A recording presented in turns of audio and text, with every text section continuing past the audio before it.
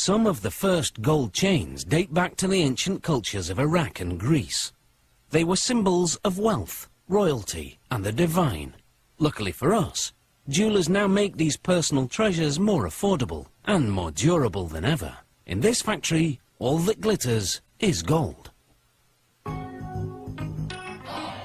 Pure gold is fairly soft and bright yellow, so it's common to create an alloy to strengthen it and alter its colour. Copper lends a reddish hue, and brass helps the alloy melt more quickly than gold and copper would alone. Depending on the ratio, adding these metals produces 14 or 18 karat gold. The mix is melted in a crucible at more than 1,000 degrees Celsius. Just 3 of these scoops are enough to make about 5,000 14 karat gold chains.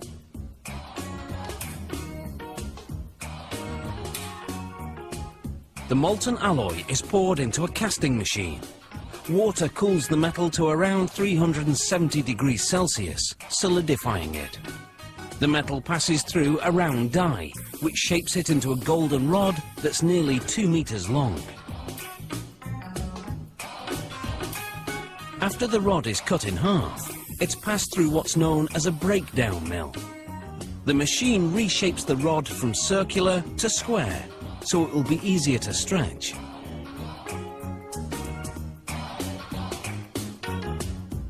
The next stop is called a tandem mill. It has 12 rollers that stretch the rod until it's as thin as a piece of spaghetti. As it emerges, rollers shape the rod into a coil that's 24 meters long. The coiled metal is softened in an oven.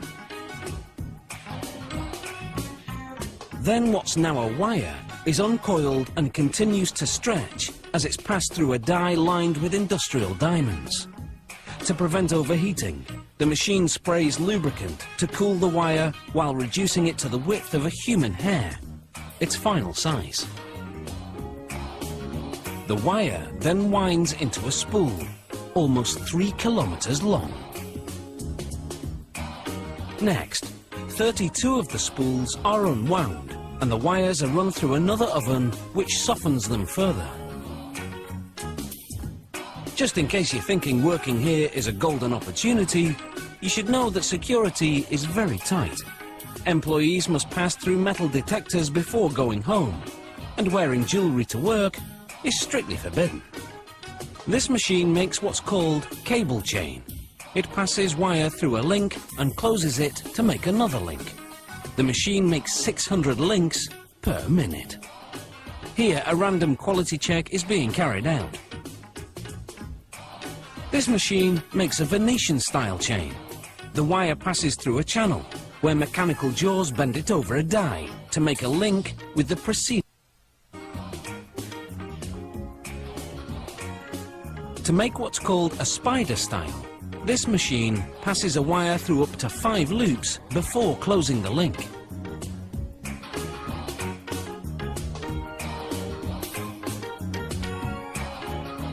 For a Figaro style chain, this machine makes 3 short links before a mechanical arm moves the chain to another area to add 1 longer link.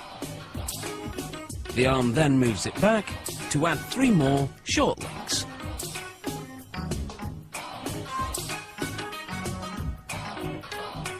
The simplest style is known as a rope chain.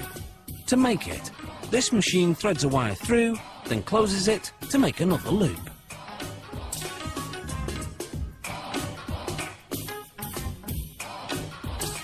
The finished chains are coated with a lubricating powder that prevents the links from sticking to each other during the next step, when the chains are heated to 815 degrees Celsius. This activates a soldering agent, which was added to the metals earlier. It fuses the ends of the links to each other. This machine welds a link to a clasp on the chain. A tag indicating the gold quality goes onto the clasp. Finally, the chains go through 4 chemical baths, which clean them thoroughly. Then they're plated with a layer of 14 or 18 karat gold, which creates a more vibrant finish. After one last quality check, these chains are ready to dazzle their way to a neckline near you.